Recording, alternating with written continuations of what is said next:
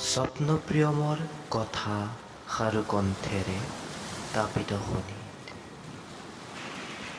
মোৰ চক্ষুৰে যিদিনা অগ্নি নিগৰিব, সিদিনা জ্বলি উঠিব তহঁতৰ তেজ পৰিপাহী শিৰা। গলিত লাভাৰ দৰে বৈ আহিব ৰুদ্ধ শৰীৰত আবদ্ধ ৰক্তিম। কাকপথাৰৰ চৌপাশে জ্বলিব বিপ্লৱৰ ৰক্ত শিখা।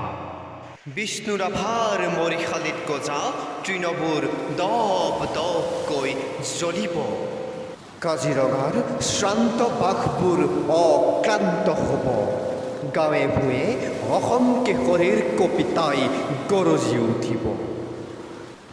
জননীৰ কোমল বুকুত যিদিনাই কোনোবাই আঘাত কৰিব, সিদিনাই জ্বলি উঠিব মোৰ তেজ পৰিপাহী শিৰা। দুই চক্ষুৰে মোৰ অগ্নিৰ সোঁত বব, লুইতৰ পানীত ৰক্তৰ সোঁত বব।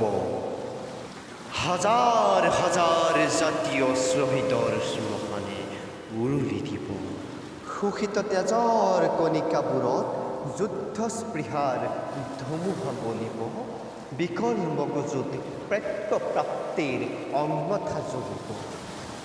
নিপীড়িতৰ কলমত পীড়ন মুক্ত হোৱাৰ শব্দ নিগৰিব।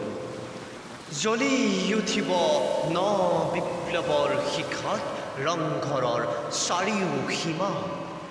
বতাহৰ কণিকাবোৰত মুক্তিৰ ধোঁৱা লহৰিব, যিদিনা মোৰ চক্ষুৰে অগ্নি নিগৰিব।